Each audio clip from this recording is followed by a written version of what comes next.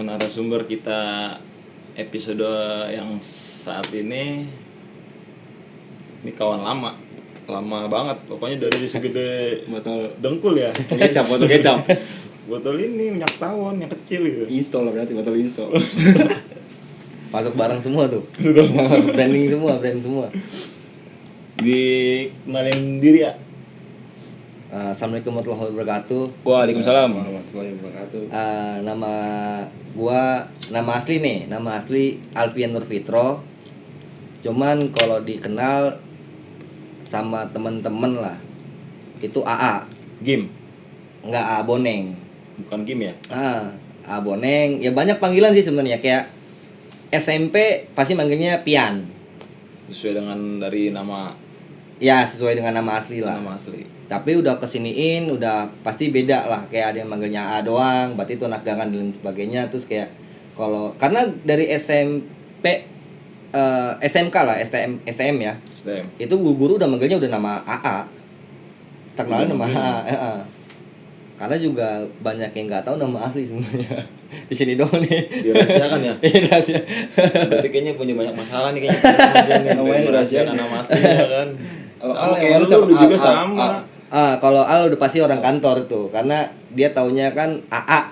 Tapi kalau AA kan khasnya Sunda banget. Nah, gua kan keturunan bukan Sunda lah, keturunan Jawa lah. Ini mbah gua sebenarnya, Ing. Dia? Iya, secara terah keluarga mbah. Secara terah keluarga ya ini mbah. Sama lah satu kampung sama kakak Glenn. Yang enggak friendly ya. Enggak mau. Enggak. Kan? Satu kampung di Jawa Tengah. Petarukan Pemalang lah. Pemalang Petarukan ya? Malang Petarukan. Bokap sama kayak si siapa? Acil. Bukan Petarukan Pemarang. Bukan. Malang Petarukan. Bukan Petarukan Pemarang. Jawa Tengah lah. Sama bokap juga Jawa Tengah. Pemalang. Kalau bokap Malang Pride. Bokap itu dia di Demak. Kalau bokap. Nyokap Pemalang, bokap Demak. Nah, kalau lu sendiri lahir dan besar di mana? Lahir dan besar ari-ari ditanam di Jakarta, di Warakas. Priuk. Hingga besar di Priuk. Badung di Priuk. Gila, udah normal cabut. Badungnya doang di Priuk. Udah bener cabut. Ya pilihan lah. Tapi boleh ditiru teman-teman. Badung di gangan udah bener cabut. Sekarang lagi sibuk apa? Sekarang sibuk di salah satu badan penanggulangan bencana lah, bisa bilang seperti itu. Toknya ada di, sekarang kan kita lagi di pandemi ya. Gue sekarang di Satgas ini. Satgas itu kan ad hocnya dari BNPB. Badan Nasional Penanggulangan Bencana. Ini ad hocnya Satgas karena harus dibedakan bahwa BNPB ngurusin bencana, ya ini Satgas inilah dijadikan ad hoc untuk mengurusi pandemi hari ini. Khusus ya. Tapi khusus ya. Yang perlu diingat juga bahwa kita hari ini kenapa buka masker juga tadi kita udah swab ya. Sebelumnya kita juga udah swab nih, alhamdulillah ya. Negatif semua. Tetap mengedepankan protokol lah kesehatan. Nomor 1 tuh ya. Itu wajib. Kayak tadi aja masuk untuk bertemu aja kan protokolnya kan lumayan kan. Gue dari April tahun lalu nyampe sekarang. Ya kalau dihitung dari kontrak sampai Desember tahun ini 2021. Desember 2021. Dari April ya? Dari April. Sebelumnya ya gue aktif di kebencanaan juga, tapi di bawah naungan ormas muslim terbesar di dunia, Nahdlatul Ulama. Jadi Nahdlatul Ulama punya lembaga, ada banyak lembaganya, tapi memang secara spesifik, secara yang mau didalamin, yang mau berterjun itu di LPBI NU. LP? BINU, Lembaga Penanggulangan Bencana dan Perubahan Iklim Nahdlatul Ulama. Gua di situ jadi anggota tanggap darurat. Jadi ketika ada bencana hazard gitu misalnya di daerah mana, ketika di sana tidak bisa menangani ataupun memang ini situasinya nasional, jadi kan ada klasternya juga yang masing-masing beda. Jadi kayak misalnya bupatinya tingkatan kota masih bisa menangani, ya kita nasional nggak turun. Tapi kalau memang dia sudah meminta ke pusat BNPB untuk membantu, kita juga terjun. Itu meskipun di luar kota atau di luar pulau? Yes. Untuk satu Indonesia berarti? Seluruh. Bahkan dunia kalau memang kita dipinta ya kita bisa. Tapi pernah sampai ke luar Indonesia? Guanya menolak. Tapi udah banyak. Rohingya kemarin salah satunya gue disuruh dapat mandat, cuman nggak pede, masih kurang pede karena gue bahasa Inggrisnya jauh dari harapan. Karena emang berpengaruh penting juga ya, dari segi bahasa ya. Jangan kan kayak orang kan coba, ayolah nggak apa-apa keluar negeri doang nih gini nih ya.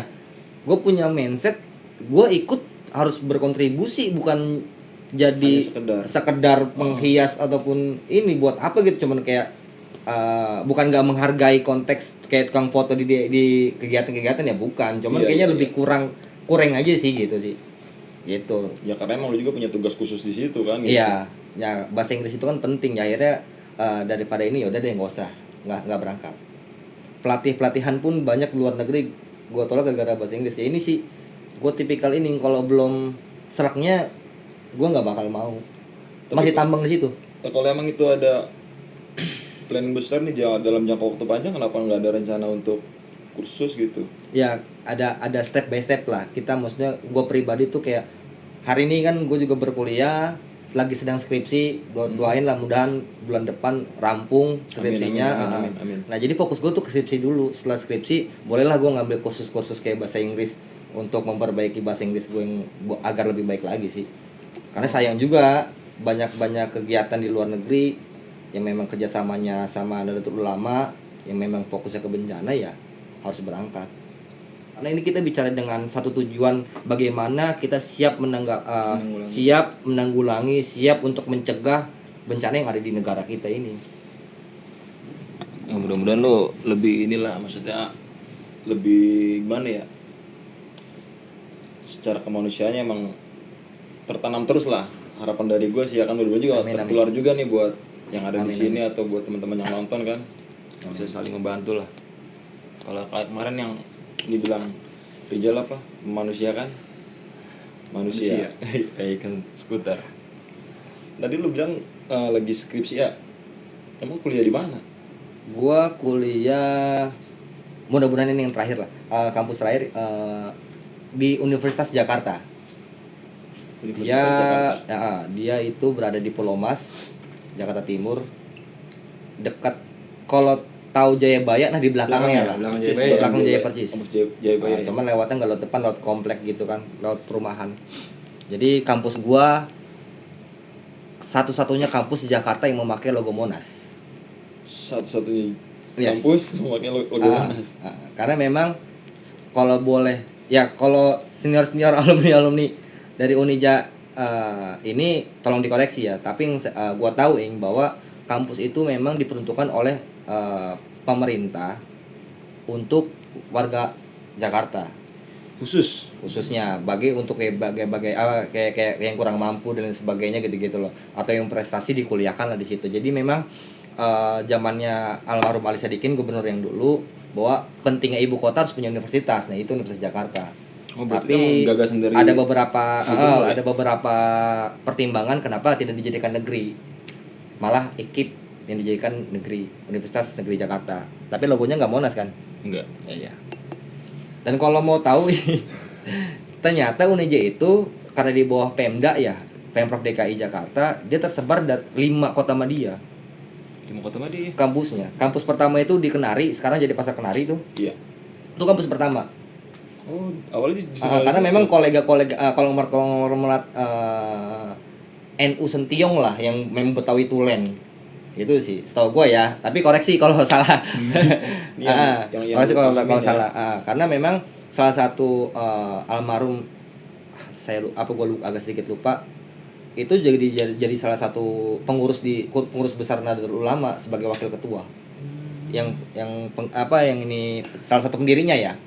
Itu. Nah, itu di pusat. Jakarta Timurnya di kampus gua yang sekarang, yang terakhir. Jakarta Selatan ada di Rada Dalam, sekarang jadi sekolah tinggi apa gitu gua lupa. Jakarta Barat sekarang jadi SMK 1 Jakarta. Logonya sama kayak kampus gua, ada Monasnya. Logonya sama. Nah, kalau Jakarta Utara itu Wiyata Mandala. WTM 13. Jadi kalau siapa yang kuliah di Unija sama di pernah sekolah di Wiyata Mandala, gedungnya hampir sama. Ya karena bangunan Pemda. Satu katalog lah kira-kira, satu katalog. Tapi yang sisa bertahan, terkikis dengan perkembangan zaman dan sebagainya tinggal di Jakarta Timur doang. Tinggal satu nih berarti. Iya. Daerah Pulau Mas ya? Daerah Pulau Mas. Lu di sana ngambil fakultas apa? Ya karena gua seneng sosial ya, gua ngambil FISIP, Fakultas Ilmu Sosial dan Ilmu Politik. Kalau buat jurusan, gua ngambilnya hubungan internasional. Jurusannya hubungan internasional. Ya jadi memang udah step by step sih gue udah mau bikin kerangka acuan di bahasanya kalau kayak kita 5 tahun ke depan lu mau ngapain sih, 10 tahun ke depan lu mau ngapain sih. Gue udah memikirkan sampai itu sih, kayak kenapa gue harus ngambil HI, terus kenapa gue ke di kemanusiaan, akhirnya kan akan nyambung. Berarti emang udah lu konsep benar-benar matang ya untuk 10 tahun ke depan gitu ya. Udah benar lu konsep matang-matang banget berarti ya. Nih lu kalau sebagai anak kampus nih pernah terjun nggak sebagai aktivis gitu? Terjun kita. Gue terjun. Ada misalnya beberapa peraturan yang memang dianggap tidak berpihak kepada rakyat, kepada teman-teman buruh, ya kita reaksioner pasti kita. Selain itu? Kebijakan-kebijakan yang dianggap merugikan ya, dalam tanda petik itu dianggap merugikan dari hasil kajian kita sebagai mahasiswa gitu loh. Kayak kemarin sempat gua menjadi salah satu promotor koordinator lah Jakarta Tolak Reklamasi Pantai, karena memang gua pikir sampai hari ini juga amdalnya belum tuntas. Yang main ngajak anak-anak. Amdalnya ngajak anak gitu sampai saat ini. sampai saat ini. Dari awal lu turun jalan sampai saat ini belum tuntas. Iya. Yang gue rasa ya, yang lu tahu silakan kalau memang ada data yang sebagainya ya, berarti kan itu menjadi sebuah jawaban. Iya, jawaban kan gitu. Ya, itu menjadi konsepsi bahwa gue bukan ya gini, karena banyak orang yang gue numpang di Jakarta kenapa-napa gue tinggal cabut ke kampung. Mindsetnya begitu ya. Oh iya, itu gue mempertanyakan kenapa kalau tolak ukurnya gini nih, Bali tolak reklamasi. Iya. So, demikian rupa ramenya. Satu Bali hampir. Tapi kenapa Jakarta enggak? Oh, ternyata Jakarta miniatur Indonesia. Warga asli Jakarta itu yang bereaksioner, tapi yang sisanya ya mohon maaf ya, yang enggak mikirin. Kepeduliannya akhirnya itu sih sebenarnya mindset itunya sih. Kayak masih bukan kota gua buang sampah sembarangan. Tapi banjir marah-marah. Itu sih. Lu banget ya? Lu banget ya? Gua mah iyalah. Lu marah-marah gitu kalau banjir ya? Enggak lah, gua banjirin enggak marah-marah loh. Enggak. Ingatin. Seneng, justru malah seneng. Waterboom gratis ya, waterboom gratis. Manusia gerobak. Bawa gerobak, Om. Nyari duit lu itu ya? Iya kan gua bilang nyari duit, banjir buat nyari duit kalau warga Jakarta beneran. Tapi enggak nyopet juga lah ya? Enggak. Kadang-kadang? Enggak. Enggak. Itu kalau di kampus kegiatan sosialnya sama juga apa? Ya sama. Ya, lembaga. Gua masuk kampus dulu kan ada jargon gini kan nih, bahwa Mapala adalah premannya kampus. Ternyata enggak juga. Itu jargon di gua jadi kayak tertantang. Gua ya siapa sih anak truk yang enggak punya mental kayak begitu sih di luaran? Iya. Ngetes-ngetes kayak gitu kayak masih deh. Masih ya. Kayak masih deh. Kita tes-tes deh gitu kan. Berawal dari iseng. Seseram apa sih, sepremanisme apa sih Mapala itu di kampus. Padahal kan gue mau mempatahkan bahwa ini kan dunia pendidikan, masa ya ada premanisme, ya kan gitu. Gue mindsetnya gitu doang. Ayolah gue daftar. Kebetulan memang kampus gue sempat vakum 2005 kalau nggak salah, aktif lagi 2008. Nah gue masuk 2015. Lu masuk 2015 ya? 2015 baru ada UKM pertama kali itu yang aktif ya, itu Mapala. Organisasinya organisasi pecinta alam Mahidara Universitas Jakarta. Tahun? Berdirinya tahun 84 kalau berdiri. 84 ya? Gua angkatan 517. Juga ya? Jadi gua punya abang sekitar 16 angkatan. 16 angkatan. 16 angkatan kakak asuh. Abang lah. Ini kalau tadi lu bilang tadi lu bergabung juga di salah satu lembaga besar Islam dunia ya, di Nadatul Ulama. Itu sebenarnya fungsinya apa sih gitu? Maksudnya secara untuk kebutuhan di nasional dulu deh gitu. Ya kan gini, diurut dulu kali ya, bahwa sebuah organisasi besar kan perlu yang namanya perpanjangan tangan untuk membuat dan menangani sebuah problem ataupun masalah. Jadi nggak difokuskan bahwa ada bencana, masalah pendidikan, ya secara organisatoris utuh dia terjun langsung, ya enggak. Ada lembaga-lembaga yang fokus untuk mengerjakan itu semua. Contoh analogi dasarnya adalah presiden, nggak bisa dia langsung terjun langsung dan menangani itu semua. Itu ada menteri-menteri struktural. Nah, secara konsepsi dan analogi seperti itulah kira-kira. Bahwa yang ngurusin bencana ada BNPB, yang sosial ada Kementerian Sosial, keuangan ada Kemenku, kan gitu. Administrasi ada aparatur negara. Ya kan, kayak kemarin kita berkunjung Kementerian Hukum dan HAM. Gitu kan. Gitu-gitu itu ada fokus-fokusnya. Di NU pun sama demikian. Ada lembaga hukum, lembaga kesehatan, lembaga bencana, ada amil zakat. Ada pendidikan, ma'arif, ada banyak lain sebagainya. Ekonomi pun ada.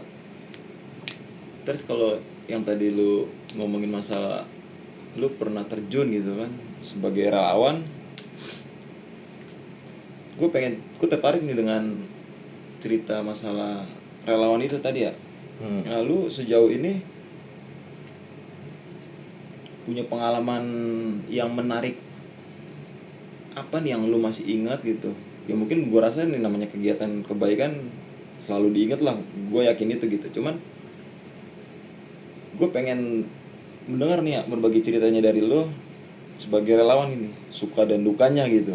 Ya paling sih gue nggak bisa menjadikan itu ya, karena semua di balik bencana itu adalah sebuah kesedihan nih, semua jadi korban kan gitu. Jadi gue nggak bisa menganggap bahwa itu adalah suka, tapi bagi gue duka yang memang akan menjadi ingatan yang memang ini nih gitu. Karena sama momennya gini, kalau memang ditanya apa sih momen yang hanya sampai hal terburuk gitu, kira-kira kayak gitu kan, itu gue di tsunami Banten. Tsunami Banten yang itu yang korbannya. Iya, Seventeen nama tim lo. Itu nanti ada lah foto-fotonya, gua kasih ntar. Itu sempat turun lo ya? Sempat turun dan gue sampai ke ujung kulon. Dan memang itu kan potensi bencana itu nggak bisa diprediksi. Orang bisa ngomong aman, belum tentu alam ngomong aman. Iya, alam nggak bisa didebak. Itu hampir kesapu ombak besar lagi. Oh, teman-teman relawan tuh? Iya. Termasuk lu juga? Ya, termasuk teman-teman dari kesatuan bersenjata ya. Kondisinya gimana tuh kok bisa terjadi kayak gitu? Ya kita sisir warga-warga yang, karena gini, kenapa relawan itu sisir nyampe yang lainnya pada menjauh, kita mendekat ya, kita sisir semua. Karena gini, ketika gue meninggalkan rumah ataupun dia yang punya peternakan hewan ternak gitu ataupun asetnya, warga tuh lebih baik memilih menjaga asetnya dia ketimbang nyawanya. Oh gitu? Ya. Akhirnya kita edukasi, ayo segera ke titik evakuasi yang paling aman. Nah, jadi yang kayak obrolan tadi tuh dievaluasikan bagaimana solusinya. Kita cari-cari barang jalan-jalan keluarnya. Kita paksa untuk keluar. Kayak contoh di Bali, Gunung Agung. Baru yang batuk-batuk pertama tuh belum meledak. Iya. Gua kesana, itu mereka teman-teman Bali, masyarakat Bali yang punya peternakan sapi khususnya kan, mereka nggak mau meninggalkan tempatnya. Itu mayoritas tuh tidak mau meninggalkan tuh. Mikirin aset sapinya. Terus kalau dari gitu solusi. Walaupun ada beberapa yang memanfaatkan kalau bisa gue bilang tuh ada ya oknum. Setiap ada momen, ada kesempatan pasti ada lah. Itu bicara dengan kesempatan berarti ada kejahatan. Iya. Ya kan? Iya. ada yang memanfaatkan itu bahwa harga sapi yang tadinya berapa juta dibayarin cuman 3 juta. Oh. Didoktrin apa tuh ditakut-takutin bahwa daripada lu nggak dapat Nanti. apa-apa, Oh. ini mending 3 juta nih. Akhirnya itu banyak yang nah, gua anggap ini kriminal. Kriminal jelas itu. Akhirnya kita langsung bergegas rapat dadakan, kita cari solusi, coba kita hubungin pengusaha-pengusaha sapi yang sekitar Bali. Itu ada NTB, ada Lombok, Di Lombok. ada Surabaya, Banjarmasin. Oke, berani bayarin dari harga 15 kayak ke 9, tapi kan lebih better. Iya, Daripada 3 juta tadi kan, itu. gitu loh. Banget itu, Mas. 3 juta. Akhirnya kayak coba beli kita telepon saat itu kambing. komunikasi sama teman-teman BNPB. Kebetulan kan saat itu kepala bagiannya itu kepala BNPB-nya Pak William kan dari Kesatuan Angkatan Laut. Kita meminjam armada kapalnya untuk mengangkut sapi-sapi itu.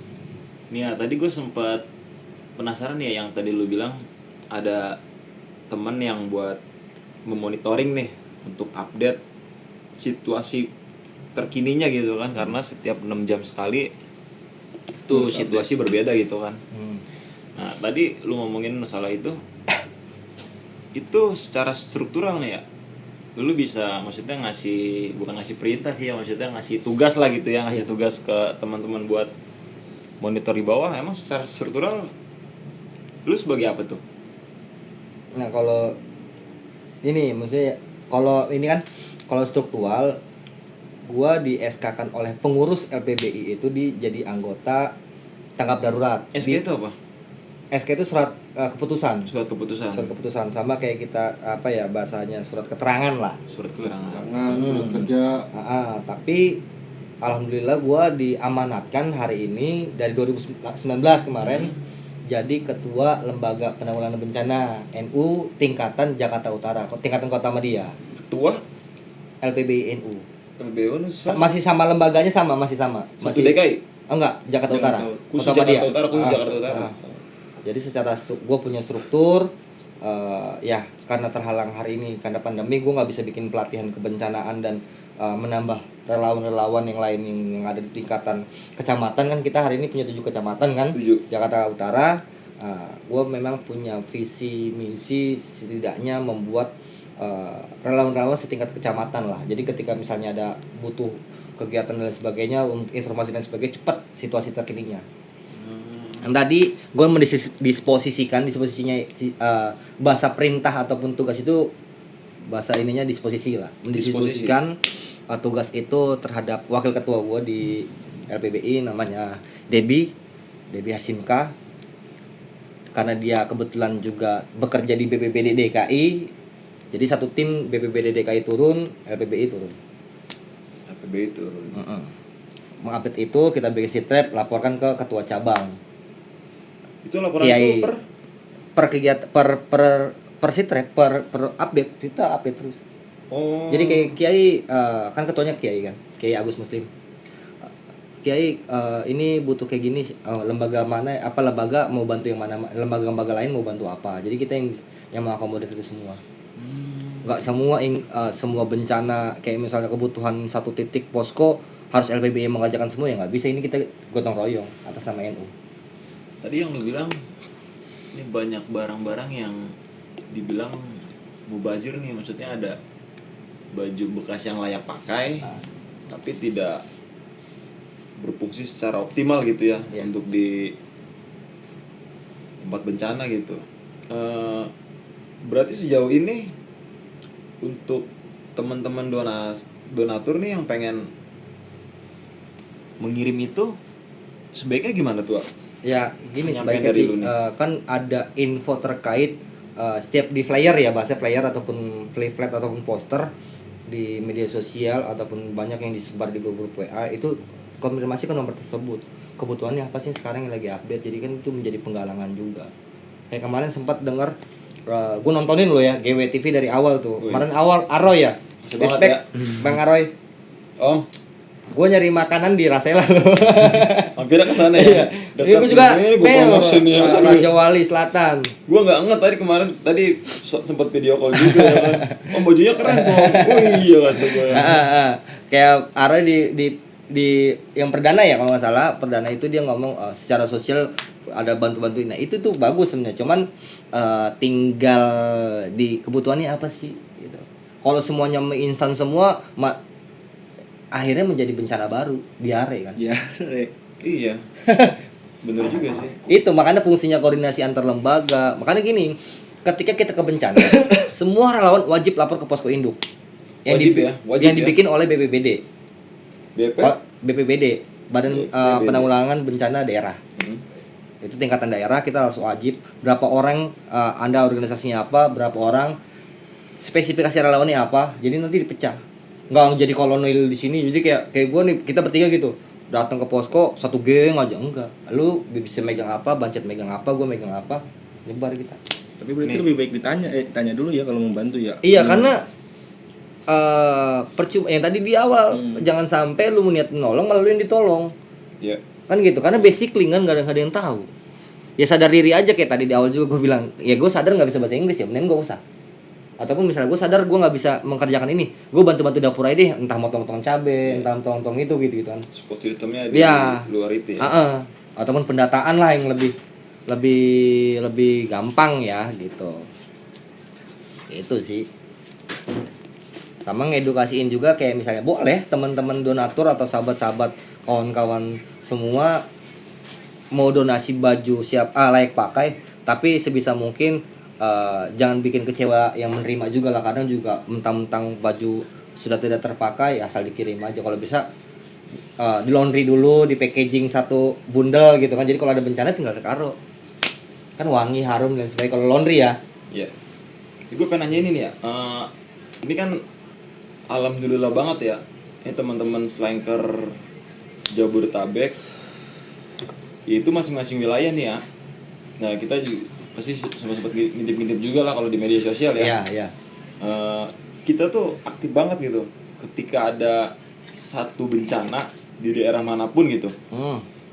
Ketika emang kita punya waktu, itu biasanya kita turun ke jalan nih, teman-teman Slanker nih. Kita ngomongin yang di utara dulu deh, untuk di Jakarta Utara gitu. Okay. Itu biasanya teman-teman itu turun ke jalan. Kalau bahasa gembelnya mengecrek nih kan. Ya. Nah, itu ketika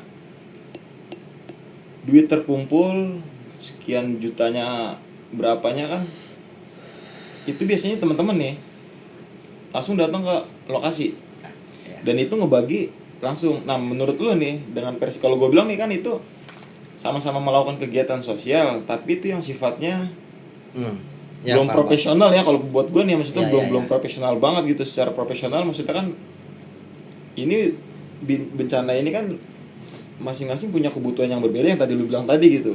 Nah, sebenarnya efektifnya gini ya, apa emang setelah duit terkumpul nih, apa emang gua langsung, teman-teman langsung ke lokasi ngebagiin secara langsung nih duit yang didapat gitu, atau apapun gitu kan, atau emang koordinasi dulu ke posko BPBD, posko lah, posko ya? Baik tingkatan, karena kan juga ada petugas baik dari pemerintah terkait lah. Kan ada juga dari wali kota, ada juga dari kecamatan, atau memang posko itu didirikan atas dasar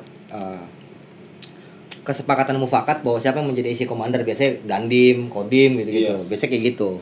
Karena biar bagaimanapun kita juga harus melibatkan semua sektor. Gitu sih. Nah, kalau pertanyaan lu sama kasusnya kayak di kampus nih, gua waktu di Banten udah tahu nih abang seniornya ataupun kakak tingkatnya ada di Banten gitu kan. Tapi teman-teman adik-adik langsung mengirim ke sana langsung. Ya, kalau gue bilang sih, kalau gue boleh saran ya, bagus. Cuman tadi kita kan udah terlatih mental bahwa bencana malah kita deketin. Nah, teman-teman sadar dengan hal itu nggak? Bahwa kalian ini mendekatkan dengan bencana loh. Apakah kalian punya basically itu? Meskipun pas ke bencana. Yes, kayak tadi gue mau kesapu ombak, kita nggak tahu meskipun ombak udah profesional nih ya secara ini ya, secara pelatihan ya. Tadi gue bilang kita bisa memprediksi bahwa ini tidak bisa naik, tapi kalau alam yang ngomong naik, alam nggak bisa diganggu. Alam nggak bisa diganggu. Ya alam memang. Alam memang. Ini bukan badukun. Ya film Titanic lah yang konon katanya nggak bisa dikalahkan dengan apapun. Sama es batu ya kalah. Film tetanus itu bukan Titanic. Ya gitu, maksudnya secara ini yang kita tangkap lah ya. Kapal kuat ya. Yang katanya kapal kuat.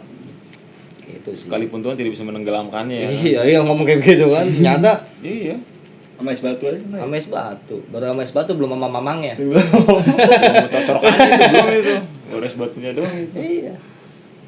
Berarti sebaiknya Jangan. koordinasi ya. Iya koordinasi. Terus kayak misalnya kan kayak teman-teman tahu nggak posisinya bahwa ini kebutuhan si trapnya hari ini apa sih kebutuhannya? Betul. Pasti hampir rata-rata air mineral, mie instan, biskuit. Air mineral, mie instan, biskuit itu doang. Padahal pembalut butuh juga ya. Iya. Itu kan bisa kan. Pampers butuh juga ya. Nah, kalau misalnya lu uang 4 juta beli pembalut semua, emang kita makan pembalut? Enggak dong. Enggak. Nah, dari situasi terkini itu kan update nih. Perempuannya berapa? Tapi gini juga, kalau kayak katakanlah kita nggak berupa barang nih ya, total semua yang kita kirim itu uang nih. Dan kalau kayak sudut pandang gue sih ketika mendengar cerita lu tadi, penjelasan dari lu tadi, nggak efektif juga gitu. Meskipun itu benar positif, itu kegiatan yang bagus gitu. Kalau gue mendengar dari cerita lu tadi nih, menurut sudut pandang gue gitu ya, nggak efektifnya juga nggak efektifnya begini. Ketika kita yang belum tahu situasi saat itu gitu, tiba-tiba kita kesana, mentang-mentang itu di wilayah bencananya, kita asal ngebagiin aja gitu. Nggak efektifnya kalau buat gue nih, ini orang ini kan bener ngebutuin apa nggak, dalam arti ngebutuin gitu loh. Katakan ada 5 nih di situ. Ya, gua nangkap. Iya kan, ada 5 nih.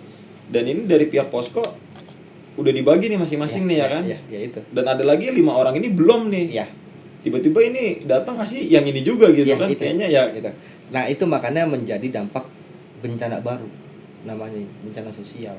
Iri-irian tadi. bahaya juga begitu ya berarti ternyata. Makanya bukannya kita si A ribet. Enggak Gua dong. enggak bahasa kan ada orang kayak gitu kan. Mau ngasih bantuan aja di AIW kan. Iya, Bukan. masih jadi tengah aja tuh. Gitu tuh. Bukan. Kita kan coba bayangkan kalau misalnya oke, kita menjadi korban. Kita pakai celana ukuran 32 misal. Ataupun gak usah deh yang secara ini aja, secara universal, jangan pakaian. Katakanlah Selimut. Ya selimut dengan ukuran yang beda ya gitu misalnya. Apakah selimutnya muat dengan porsi badan yang sekian besar gitu? Nggak bisa ya. Itu analogi sederhananya ya. Ini memang itu, ataupun kayak misalnya tadi dibilang kayak gini. Kalau misalnya softtek semua, kita itu gue logistik memperincikan nih. Bahkan kalau next besoknya kita udah wawancara, biasa pakai pembalutnya yang ada sayapnya atau enggak gitu-gitu. Itu sampai segitunya kita. Detail banget berarti. Detail. Karena kan bicara dengan kenyamanan, ini kan korban. Ya nggak sembarangan juga Kita loh. sih udah sebenarnya nggak gitu boleh ya. nyebut korban, tapi penyintas namanya. Penyintas. Sudah disepakati itu bahasa penyintas. baiknya penyintas. Teman-teman penyintas. Kalau korban bahasanya kayak ada sesuatu yang dilakukan sama pihak lain gitu Kayak ya. gitu. Terus masuk kayak misalnya ada balita, teman-teman ngasih satu brand doang. Belum kan ada ukuran umurnya. Kayaknya masing-masing berbeda. Ya kan? Ukurannya beda. Terus Jatuhnya dia ya biasanya kayak apa? Walaupun memang kita nggak bisa ini, tapi kita bisa Iya. informasikan, nih yang kurang ini loh. Yang punya data kan posko. Itu pentingnya, maka kan nggak mungkin kita bikin acara nggak survei. Wajib survei. Gitu kan? Ya survei dulu. Tapi kan itu balik lagi bahwa sebuah komunitas, sebuah kumpulan itu disepakati mufakat kita mau kemana, Iya. hasilnya kita gitu. Tapi memang inilah minimnya education, minimnya informasi. Mungkin kalau udah tahu gue di bencana pada kontak kan ya. Ya mudah-mudahan ini ya, terjadi buat amin. kemanusiaan ya. Nah, itu menjadi ya kita bisa kolaborasi kok LPBNU Jakarta Utara dengan SFC. Pange, kita ngobrol ya. Atau orang-orang wilayah. Kita bicara dengan Jakarta Utaranya kan. Itu kan kita bisa bareng-bareng bahwa oh ini lu tugasnya kayak begini fungsinya dan sebagainya. Kita juga menghargai walaupun teman-teman relawan yang nggak bisa apa-apa, cuman duduk manis aja, rapi. Dalam artian ngejagain posko. Satpamnya posko lah. Itu berguna juga buat kita. Karena itu lebih efektif seperti itu ya. Iya, lebih Gitu ngaku kayak gini. Kayak nge-fair aja lu kurangnya apa, hebatan lu apa? Ya jujur. Karena ini jangan main-main dengan hal itu sih kalau gua saranin ini. Sama kayak kita ke gunung, jangan gampang gunung ini mah, enggak ada gunung yang enggak gampang. cuma naik turun doang gitu. Cuma naik turun doang gitu kan, nggak ada. Sombong Mateng, banget. sangat mateng. Sangat mateng. Sombong banget itu. Sangat mateng. Kalau ngebahas masalah relawan, nak, lu sebagai orang lapangan nih, terjun langsung mengevakuasi penyintas. Oke. Itu ada jamnya nggak? Jam sebenarnya ada tapi kan gini. Itu udah balikan lagi ke komandan posko. Oh, gua potong dulu sebentar. Yang tadi lu bilang ada tadi, itu seharusnya nih, bukan seharusnya sih maksudnya, menurut SK-nya ya, menurut peraturan organisasi atau peraturan SOP lah, standar operasional pekerjaan. Itu standarnya berapa jam, Mak, ketika lu turun ke lapangan nih? Dari lu katakan biasanya ini pada ngecamp kan di posko biasanya ya, untuk istirahat atau gimana nih para relawan gitu kan. Nah, ketika lu keluar dari posko nih untuk mengevakuasi lokasi, itu biasanya standarnya berapa jam? 8 jam. Sama kayak orang kerja kantor kok. 8 jam. Tapi kan itu nonstop, nggak ada lu istirahat gitu? Ada nonstop. Kita kan pakai rollingan, makanya kan dibalik lagi ke komandan posko ya. Kita kan punya komandan posko bahwa oh ini rolling. Dan kita maksimal kerja di satu daerah itu 14 hari. Nggak boleh lebih. Dari lu terbang nih dari Jakarta ke Palu gitu. Mana gitu? Gue 14 hari, 15 hari langsung balik lagi Jakarta. Ataupun keluar dari zona itu, gue ke Makassar. Ntar balik lagi. Alasannya apa itu? Satu hari harus refreshing karena jenuh. Ya, maksudnya kenapa harus 14 hari gitu? Kenapa nggak hanya seminggu atau 1 bulan gitu? Iya, karena efek seminggu kurang, lebih dari 2 minggu kebanyakan. Nanti ada titik jenuhnya. Oh, berarti memikirkan sampai segitunya juga ya? Iya dong. Kan kita juga manusiawi. Dalam artian, gue nggak tahu ya. Kalau gue nggak pernah ngerasain segitu. Cuman kalau mohon maaf gitu, gue juga sebenarnya nggak bisa ngomong ini. Tapi kalau bahasa bercandaannya gini, kalau orang yang sudah suami istri gimana? 3 minggu nggak? Iya ya. Nggak bersentuhan. Nggak pokoknya itu ya. Akhirnya penyintas ini yang jadikan sasaran. Karena ini nggak baik. Itu yang ditakutin. Oh. Makanya refreshing lah sono agar mindset buat tadi papi pam-pamnya aman, terkontrol ya. Berarti emang sejauh itu ya memikirkan hal itu ya. Itu sampai teknis gitu. Iya, kalau emang mikirnya kan lu dalam waktu 14 hari fokus mengevakuasi kayaknya emang ya orang kerja deh. Cuti dapat berapa hari sebulan? Cuti satu. Tapi kan dapat libur sehari kan satu setiap minggu. Lah kita relawan nggak ada di lapangan, nggak ada liburnya. Jadi dihantam. Salah nanya dia nih. Kalau karyawan gimana? Gue sih. Oh iya. Iya, siapa tahu dapat tahu informasinya kan. Siapa tahu. Iya. Pernah. Oh, pernah. Iya. Itu berarti emang standarnya 8 jam ya, standarnya ya. Iya. Tapi itu nggak meski ya. Nggak meski. Karena kan ada yang batu juga kayak misalnya, oh masih semangat nih, Pak. Dayung, tapi dia lupa perutnya kosong. Kalau gua nggak bisa, harus makan. Karena jangan sampai lu perut kosong kehantem, udah masuk angin. Kalau dalam bahasa ininya lah, kalau bahasa kampungnya ya masuk angin. Padahal kalau bahasa medisnya banyak tuh indikasinya, entah asam lambung naik, entah apalah, banyak meriang lah. Iya gitu. Ya namanya semangat kan, oh dayung terus saya evakuasi, nggak boleh. Kita paksa istirahat lu. Takutnya dia yang gitu. Sebelum berangkat kita vitamin, ntar ada tensi cek gitu. Tapi ketika dibutuhin, misalnya gini, lu keluar dari jam 6 pagi nih. Berarti kan standarnya kan lu sampai jam 2 siang nih, standarnya nih ya, maksudnya sesuai SOP-nya gitu kan. Oke Len, lu dari jam 2 siang rolling kan dengan tim yang selanjutnya nih. Ketika lu udah nyampe pos kan nih, hal yang tidak diinginkan terjadi gitu, terjadi bencana darurat gitu, itu lu gimana itu? Tetap harus ya, setidaknya dari yang SOP yang dibahas itu adalah teman-teman istirahat, makan, minum, bisa ngopi, ya kita main futsal juga, main bola gitu kan ada istirahat nih, nggak mungkin langsung di jos enggak, bukan. Jadi ketika dibutuhin gitu, katakanlah dari tim lu gitu, bawa tim dari Jakarta 15 personil nih. Kalau kita ngomongin 8 jam, berarti kan bagi 3 nih, 5 tim nih. Ini standarnya nih untuk lapangan 5 ini cukup gitu, dalam arti cukup gitu. Ya kan dari 5 orang ini tiba-tiba nih ada bencana darurat nih. dan ini membutuhkan kalian gitu. Oh. Itu wajib siap. Siap, gue bisa langsung terbang lagi. Wajib siap itu. Iya, dari Lombok gue terbang ke Palu langsung, gak balik ke Jakarta. Itu bisa terjadi seperti itu ya. Iya. Bahkan kita lagi santai kayak begini, deng, itu kasusnya Banten. Gue lepas piket, Heeh. kantor dah. Baru berapa jam tuh? Masuk ke kantor tuh gue jam 5. Ya karena gue lepas piket kan ya terserah. Jam 5 sore. Jam 7 info pertama.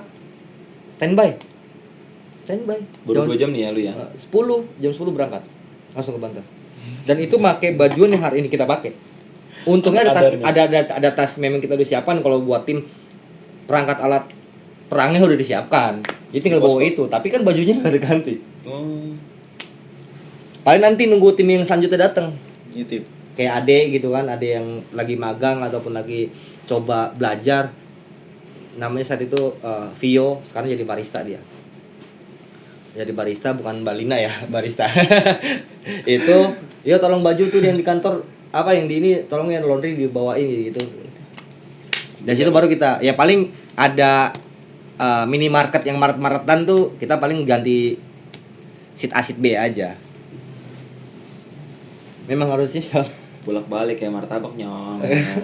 Bolak-balik. Tapi ini nggak ada yang spesial, kerakan semua. Yang penting aman dong ya kan, karena memang tujuan lu ke situ kan, yang penting aman lah. Mau nggak mau harus siap berarti ya. Iya sih ya. Tapi terobati sih walaupun ucapannya kayak gimana. Gue ya kalau gue ngerasanya ya, gue terobati sih.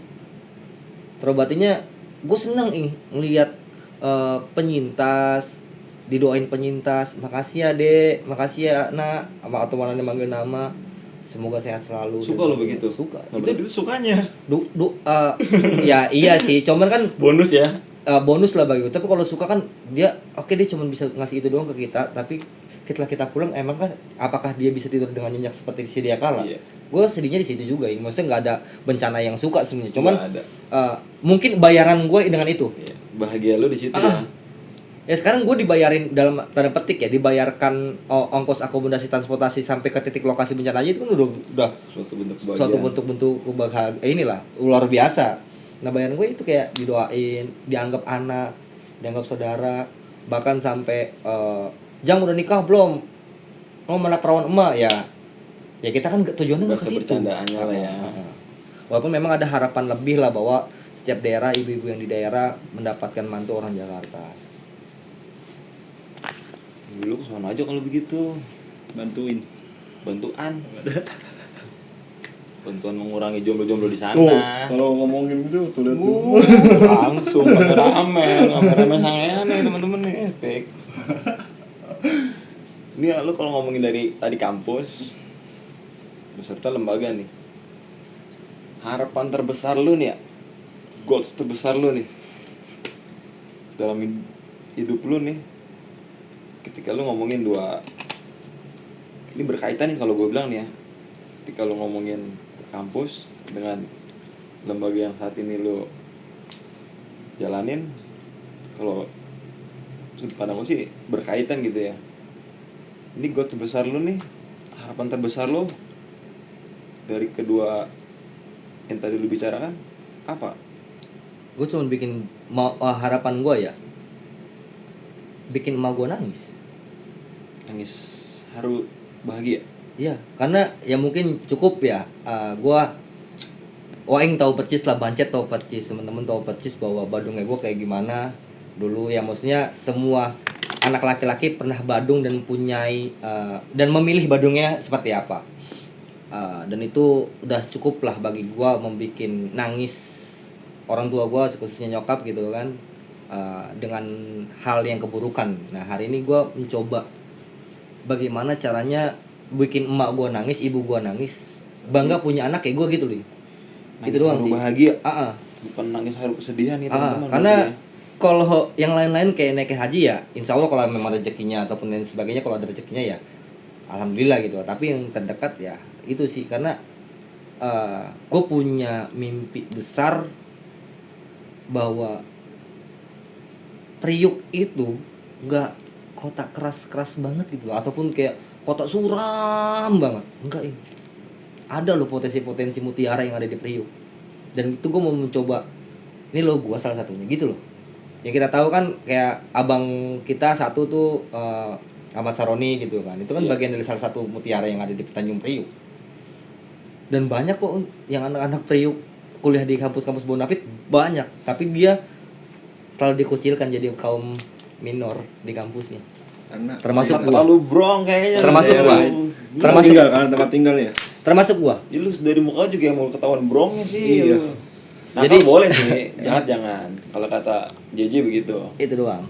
Ya ada lah slogannya kayak slang tuh kecil dikenal, ya kan? Terus apa namanya? Kecil disuka. Kecil disuka, mudah dikenal. Apalagi Kayak raya. tua kaya raya, mati masuk surga. Iya, Ya paling itu aja. Hidup ya disyukurin, disimpelin itu aja. Kalau lu merasa wah gua nggak cukup ya nggak bisa. Nggak bakalan ini. Kecil disuka, muda, ternama, tua, kaya raya, Mati. masuk surga. Amin. Itu aja.